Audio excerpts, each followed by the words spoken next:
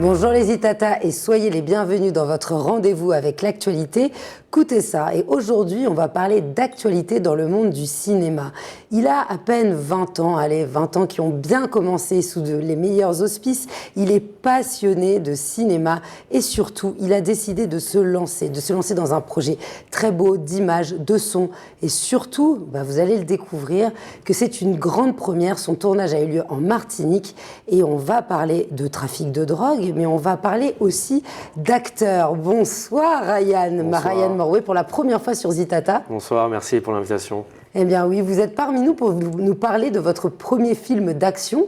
C'est bien ça? Exactement. Alors, c'est pas un long métrage, c'est un moyen métrage. Exact. Et on va découvrir avec vous le scénario. Mais avant tout, pour comprendre comment jeunesse peut apporter autant déjà d'expérience, pouvez-vous me dire comment vous êtes tombé dans la marmite du cinéma? Alors, ça remonte à longtemps. J'avais 12 ans la première fois. J'étais en vacances au Liban, donc le pays d'où je suis d'origine. Et j'étais dans un magasin d'électronique. Et j'avais envie d'acheter une caméra, je ne sais pas pourquoi. J'avais envie de découvrir un peu le monde de la vidéo, etc. Parce que je regardais beaucoup YouTube. Et du coup, j'ai demandé à mon père s'il pouvait bien m'offrir une caméra. Il me l'a offerte. Et dès que je suis rentré chez moi, j'ai commencé à l'allumer, à la poser sur le trépied, etc. Et je me rappelle que les premières vidéos que j'ai commencé à faire, c'était des sketchs de moi, de comédie. C'est-à-dire que j'allumais la caméra et j'écrivais des petits sketchs de comédie, etc. Je faisais les blagues et je la postais après sur YouTube pour que mes amis la voient. Et ça a commencé comme ça. Et du coup, c'est comme ça que j'ai appris le processus de montage, de filmer, d'apprendre un texte, etc. Et au fur et à mesure, j'ai continué. Jusqu'au moment où je suis arrivé au collège, j'ai eu une envie de faire une petite série avec mes amis. Donc, je les ai réunis. On a fait un petit scénario de 10 minutes. On était chez moi, j'avais un petit jardin. Et on a commencé à faire un petit film, etc. Et puis au fur et à mesure, j'ai enchaîné les films, les séries, jusqu'au, on va dire, le plus gros projet, c'était quand j'avais 17 ans. J'étais au lycée, c'était pendant le confinement. J'étais en appel avec un ami et j'avais l'envie de faire un film, mais un gros projet avec tous mes amis. J'ai commencé à écrire un scénario pendant un mois, donc pendant tout le confinement. J'ai réuni tous mes amis, on était une quinzaine. Je leur ai présenté le projet, donc c'était aussi une série un peu d'action, etc., donc qui s'appelle Mauvais Choix. Et quand je leur ai présenté le projet, ils m'ont dit franchement, ça a l'air super cool, première expérience, donc pourquoi pas. Et quand ils m'ont dit qu'ils étaient tous d'accord, donc j'ai commencé à réunir toute l'équipe et on a tourné pendant 2 semaines et on l'a posté sur YouTube. Et quand j'ai vu la hype que ça a eu autour des personnes au lycée, même dans la Martinique, moi j'ai fait une 2e saison. Et voilà, et après... Alors en plus, il faut passer de l'idée que l'on a d'un fantasme sur le cinéma, de se dire tiens c'est sympa de faire des vidéos, le digital est à portée de tout le monde et vous faites partie de cette génération où les personnes se sont vraiment appropriées le téléphone portable, les applications. Et puis le moment où on bascule dans un véritable art et on écrit et on fait des dialogues, il y a bien une différenciation. Exactement, c'est-à-dire que... Alors moi, dans le cinéma, ce que j'aime le plus, c'est réaliser. C'est-à-dire, c'est être sur le tournage, sur le terrain, en train de gérer les acteurs, en train de gérer la technique. J'aime pas trop écrire. C'est pas vraiment mon plaisir absolu. Mais bon, vu que j'étais tout seul et que je connaissais pas de script, ni de scénariste, etc. Donc j'étais obligé de faire tout seul en fait. C'était moi de A à Z. Alors comment vous avez appris? Vous êtes autodidacte? En fait, à chaque fois que je rencontrais une difficulté, j'allais sur YouTube. Et je tapais et j'apprenais. Et j'ai aussi une chaîne YouTube d'anglais, d'américain, de cinéastes que je suis depuis que j'ai 15 ans. Là, j'en ai 20, donc ça fait 5 ans que je les suis et c'est eux qui m'ont tout appris. Que ce soit la lumière, comment écrire un script, comment diriger les acteurs, comment être serein sur un plateau, comment mettre la musique sur un film, comment faire les effets. Enfin, ils m'ont tout appris. Et du coup, c'est comme si j'avais un gros sac et j'ai toutes les connaissances. En fait. Donc finalement, vous êtes parti, cette passion, elle vous vient de vous-même. Oui, mais c'est vous qui l'avez développée de manière autonome. Voilà, exactement. C'est moi qui l'ai développé. Mais je sais que je tiens peut-être de mon père la vidéo. Parce que je sais que mon père, à l'époque, quand je suis né, il avait acheté un caméscope. Et en fait, il filmait, je crois que c'était tous les mardis, moi. Et en fait, il voulait faire une évolution de comment je grandis. Alors, je ne sais pas si je tiens la vidéo de lui, mais bon, je sais qu'il filmait. C'est marrant. Ouais, Finalement, vous avez continué par vous-même les vidéos. Voilà. Alors, vous avez pris ce loisir que vous avez présenté à vos amis très au sérieux, puisque ça a donné une production qu'eux-mêmes se sont appropriés. Et puis, vous parliez des scénarios, c'est pas votre période préférée en amont du tournage. Est-ce que vous pourriez tourner un film que vous n'avez pas écrit et qui ne vient pas de vous? Alors, je l'ai fait une fois. Je l'ai fait une fois, donc j'étais en école à Paris, donc cinéma, et on avait un exercice, c'était de réaliser un film que quelqu'un a écrit justement. Et je sais pas, j'ai pas vraiment, en fait, vu que c'était pas ma vision, je savais pas comment m'y prendre sur le tournage, parce que c'était pas mon idée, c'était pas mes directions. Et j'ai trouvé ça assez compliqué parce que justement, il fallait avoir justement l'œil de la personne qui a écrit le film. Et c'était compliqué. Ça s'apprend, mais généralement, dans le cinéma actuel, c'est souvent le réalisateur qui a écrit le film, dans la plus grande part des cas, mais c'était assez compliqué. Ouais, non, c'est quelque chose qu'il faut que j'apprenne à faire, parce que si je suis amené à partir à Paris ou aux États-Unis, ben, je ne vais pas tout de suite écrire mes propres films. Il faudra que je réalise des films qu'on me donne. Mais c'est assez compliqué. C'est un sujet d'interprétation. Ouais. Alors là, c'était votre période à Paris. Vous êtes resté quelques mois en école de cinéma. Vous l'avez expliqué en amont. Vous n'y êtes pas resté. Vous êtes revenu en Martinique. Le temps quand même de réaliser ce film, qui n'était pas un film d'action, mais plutôt un film d'horreur. Un film d'horreur. C'est mon style préféré. C'est mon frère. Depuis qu'on est jeune, à chaque fois, on mettait un film d'horreur le soir. Même si j'avais peur, mais en fait, c'était l'adrénaline que j'aimais en fait. Et c'est mon style préféré. Je me suis dit, il faut que je réalise un film d'horreur. Et quand j'étais en école à Paris, en fait, j'apprenais pas grand-chose. C'est-à-dire que j'arrivais à l'école et en fait, le niveau des élèves était assez aléatoire. Donc, on apprenait des choses que, par exemple, moi, je connaissais, que d'autres ne connaissaient pas. Donc, je m'ennuyais un peu. Donc, je me suis dit, bon, vu que je suis à Paris, vu que j'ai des acteurs à ma disposition, vu que j'ai une équipe, pourquoi pas profiter et essayer de faire un projet. Donc, j'ai fait un projet qui était totalement à part de l'école. J'ai créé un film d'horreur que j'ai réalisé. Je suis parti une semaine et demie avec toute mon équipe. On était une trentaine, une quarantaine. On était parti dans le sud de la France. J'ai loué un espèce de petit manoir, on va dire, entre guillemets. J'ai fait le film et puis je suis revenu et voilà.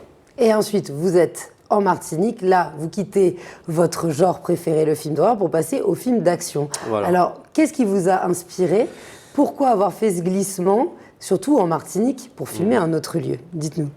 En fait, pour ce film-là, j'avais même pas l'idée de faire un film. C'était pas mon projet. Et en fait, j'avais rendez-vous avec le président de l'association, qui s'appelle Guillaume Lucien, parce que je voulais lui louer des répliques. Parce qu'en fait, j'avais un petit but en tête, c'était de faire tous les samedis un petit film de 2 ou 3 minutes, mais justement où je suis l'acteur.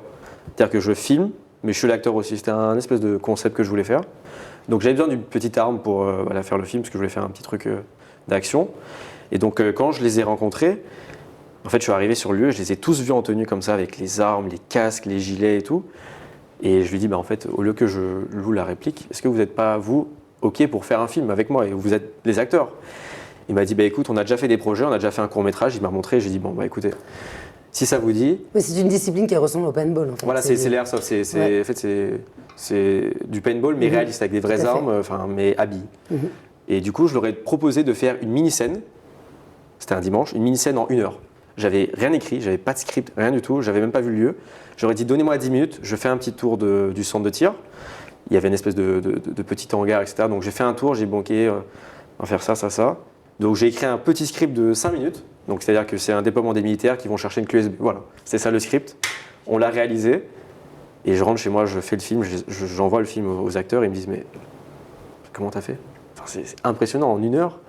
Et du coup ils m'ont dit écoute, si tu es d'accord, on peut te suivre pour faire un vrai film. Et du coup, c'est parti de là. Alors, vous êtes parti sur ce film-là et vous êtes inspiré d'un jeu vidéo de votre enfance. Voilà, donc je me suis inspiré de Call of Duty, parce que je jouais à ça quand j'étais jeune. Et en fait, vu qu'ils étaient 4 dans l'équipe, ça m'a fait penser à Call of Duty et même… Il y a plusieurs équipes en fait dans Call of Duty, c'est bien ça, avec des noms. Voilà, on suit en fait un groupe de 4 militaires. Et du coup, l'unité dans Call of Duty s'appelle Task Force 141. Donc je n'allais pas mettre le même nom. Donc j'ai repris Task Force qui veut dire unité force spéciale, pardon, et j'ai mis 142 au lieu de 141 pour faire un petit hommage. Pour le clin d'œil, forcément, exactement. Et puis quelque chose qui soit à votre image et selon votre imagination. Exactement. Donc on va les suivre. Dans ma question, j'induisais le fait qu'on était en Martinique pour l'ensemble du tournage. Voilà. Vous avez voulu valoriser différents lieux, notamment la savane des pétrifications, le lieu dont vous parliez tout à l'heure. On voit aussi de la verdure, la forêt, mais nous sommes pas du tout sur le même continent. Ça se passe en Amérique latine. Exactement. Donc j'ai voulu… alors j'ai pas voulu faire quelque chose où je dis aux gens ouais, du coup c'est un cartel de drogue en Martinique, donc pour pas vraiment promouvoir la violence en Martinique, donc j'ai voulu faire comme si c'était dans un autre continent. Voilà. Donc j'ai pris l'Amérique latine parce qu'on sait que là-bas il y a beaucoup de cartels et il y a beaucoup de violence. Donc voilà, j'ai pris la Bolivie, j'ai pris le Mexique parce que voilà, on avait le désert, etc. J'ai pris le Pérou. je me suis inspiré de ces pays-là. Alors, vous avez fait des recherches pour pouvoir parler de ce sujet derrière? Ou c'est vraiment basé sur votre imagination? C'est mon imagination. En fait, avant de me lancer dans le tournage des prochains épisodes, je me suis enfermé dans ma chambre pendant une semaine et j'ai regardé le max de films possibles d'action, de cartels, etc. Et c'est de ça que je me suis inspiré en fait. Alors les acteurs, ce ne sont pas des acteurs professionnels, ce sont des gens qui ont un métier à côté qui n'a rien à voir avec le cinéma pour le coup, qui avaient cette passion commune de l'airsoft, voilà, et qui vous ont dit allez c'est parti. Exactement. Ça demande aussi beaucoup de logistique. Vous avez fait énormément de choses, vous êtes pluridisciplinaire, vous avez imaginé le scénario, vous avez tourné. Vous avez aussi confié que le son avait été une difficulté. Donc, à gérer, à coordonner tout ça, qu'est-ce qui en ressort de cette expérience? En fait, moi, je sais que je pourrais regarder un film avec une qualité sonore agréable, mais avec une qualité d'image pas très bonne. Mais si mon film a une très très bonne qualité, etc., et que le son n'est pas top, ça crée un petit... on se dit, ah bon, on n'entend pas trop bien, etc. Donc, je devais vraiment faire attention au son, à la prise de son, parce qu'il y avait des dialogues. Et enfin, vous voyez bien que quand on est tout seul, on pose la caméra, on dit attends, je dois te mettre le micro, je dois tester le son, s'il n'y a pas de crash. Donc il y avait un stress permanent parce que en fait, je ne savais pas si il y avait un problème ou pas. Donc j'étais obligé d'attendre de rentrer chez moi, de mettre la clé, d'écouter tous les dialogues pour voir s'il n'y avait pas un problème. Ça ne m'est pas arrivé, heureusement. Mais si j'avais remarqué qu'il y avait eu un problème, je n'aurais pas pu le régler parce que je n'aurais pas pu retourner. C'était en fait une logistique énorme. C'est-à-dire, on devait faire des fois des marches de 2 heures. De regrouper les acteurs, des fois, c'était impossible parce que lui, il avait un imprévu. Lui, sa femme, elle devait accoucher. Enfin, c'était très dur, mais finalement, ça s'est bien passé. Alors, votre tournage s'est réalisé sur combien de jours, de semaines? Vu que c'était des gens qui avaient un métier, etc., on devait tourner tous les dimanches. On ne pouvait pas tourner autrement. Et on a tourné sur 2 mois. C'était tous les dimanches pendant 2 mois. Alors le résultat est terminé, ça y est, vous avez fait votre montage, vous avez mis vos sons. Là, on voit les images défiler et de toute façon, on verra la bande-annonce à la fin de l'émission. Est-ce qu'il va être diffusé quelque part? Où peut-on le retrouver, ce film? Alors pour l'instant, on est en discussion avec Madiana, donc pour pouvoir le projeter, parce que voilà, c'est la seule salle de Lille. Et même pour l'expérience des Martiniquais, de voir un film d'action aussi bien réalisé avec des effets spéciaux, etc., avec les décors de Martinique, je trouvais ça intéressant de le diffuser dans la salle de Martinique, donc Madiana. On est en discussion. Donc du coup, la problématique, c'est qu'on me demande de louer la salle. Donc malheureusement, c'est un film à budget zéro. J'ai pas eu les moyens de le réaliser. Donc je pourrais pas non plus me permettre de louer une salle à un prix assez je pense aux personnes qui nous regardent en reconversion ou aux jeunes qui seraient comme vous, passionnés de cinéma, qui aimeraient se lancer, peu importe dans quelle discipline ou dans l'intégralité des matières qui touchent cela. Eh bien, vous disiez, il y a quand même ce frein financier, mais on arrive quand même à trouver des ressources pour pouvoir faire des films ou des reportages à petit budget. En Martinique, je pense que c'est très compliqué. Parce que, j'ai même pas essayé de chercher parce que je savais que ça allait prendre énormément de temps, qu'il fallait préparer un dossier, qu'il fallait attendre une réponse et que ça allait prendre peut-être 1 an, 2 ans, 3 ans. Et que je me serais dit, en fait, mon projet, j'en ai plus envie, j'ai plus la motivation, j'ai plus. Donc c'est pour ça que je me suis dit, Ryan, tu as déjà du matériel, ils ont déjà leurs costumes, fais ton film. Et peut-être après, justement, si tu vas vers des organismes et que tu leur dis, voilà, je m'appelle Ryan Maurouet, j'ai fait ce film-là avec 0 €, est-ce que je pourrais avoir un financement pour un prochain film? Je pense que ça passerait mieux. Parce qu'ils auront vu que voilà, il a fait ça, ils auront plus confiance que si j'arrivais comme ça et que je leur demandais est-ce que ce serait possible d'avoir 20 000 € pour faire un film. Je pense que là, si je vais chez des organismes et que je demande justement un financement pour un prochain film que j'ai envie de réaliser, je pense que ça passerait mieux. Tout à fait. De toute façon, à chaque étape, à chaque période, chaque âge, on grandit. Ces expériences vous apprennent aussi à repousser vos limites, même techniques. Vous l'expliquiez, que ce soit scénaristique, que ce soit au niveau de la vidéo, des acteurs qui peuvent se révéler face à vos yeux, face à la manière aussi de les guider. Parce qu'il faut pouvoir guider un acteur. Surtout quand ils ne sont pas acteurs, c'est-à-dire de pouvoir leur dire non, en fait, il faut que ton ton il soit comme ça, il faut que ton intonation soit comme ça, il faut que ton regard va sur cette personne après. C'est vraiment un circuit qu'ils doivent justement eux respecter, mais c'est difficile de leur donner des ordres comme ça parce qu'ils ne sont pas acteurs, ils n'ont pas de formation. Donc j'essaie d'être, on va dire, indulgent, mais pas trop. Alors vous, qu'est-ce que vous en sortez et puis vers quoi vous voulez mener vos projets maintenant que vous avez ce nouveau bébé qui est sorti, le diffuser certes, mais vous avez des nouvelles idées de scénario? Là par exemple, je me suis dit, Ryan, si tu as réussi à faire un film avec ces décors et avec 0 €, je pense qu'en Martinique, il y a beaucoup de décors Enfin, il y a beaucoup de décors qui m'ont inspiré. C'est-à-dire la savane, quand je l'ai vue, je suis arrivé dans le désert ça m'a inspiré à faire un film post-apocalyptique. C'est-à-dire un film où, par exemple, il y a un virus, c'est la fin du monde. Ça m'a vraiment inspiré et je me suis dit, en fait, je pense que là, j'ai ouvert mon cerveau au projet et je veux continuer à faire des films en Martinique jusqu'à, pourquoi pas, faire un film qui peut aller au Festival de Cannes.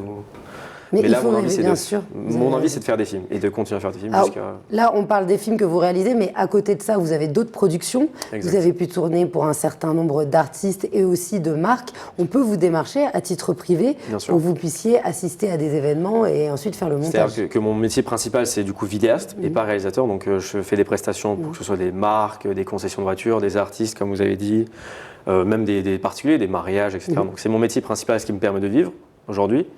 Et des fois de financer quelques films. Alors, les personnes qui nous regardent aujourd'hui, si elles ont envie de vous suivre sur les réseaux sociaux, à quel nom on peut vous retrouver? Alors, mon nom, c'est ryanproduction.mq sur Instagram. Voilà. Donc, comme ça, on aura l'actualité. Voilà, et puis, finalement, s'il y a des financeurs, pourquoi pas? Pourquoi pas qui viennent, des acteurs qui veulent se faire connaître. Je reçois des demandes en plus de personnes qui me disent « Ah, j'ai vu ton film, j'ai vu ton trailer, ça m'intéresse. » En fait, là, je suis en train de développer, j'ai l'impression qu'il y a des gens qui se réveillent, peut-être qui avaient peur de se lancer et qui se disent « Ah, il y a un réalisateur. » Je leur envoie un message et j'ai beaucoup de messages de personnes qui me disent « J'aimerais bien jouer dans ton film, dans ton prochain film. » Et je trouve ça super cool parce que là, je commence à créer une base de personnes passionnées par le cinéma et qui veulent s'investir dans le cinéma. C'est ça qui est cool. Eh ben, merci beaucoup Ryan d'avoir été parmi nous et je suis sûre que vous serez aussi parmi nous avant et après votre festival de Cannes. Je l'espère. Et beaucoup de fois avant, bien évidemment, pour chaque sortie de film, on vous le souhaite. Et puis surtout, les Itata, restez parmi nous parce que là, on va regarder la bande-annonce de ce film. Allons-y. À très vite. Merci. À bientôt les Itata.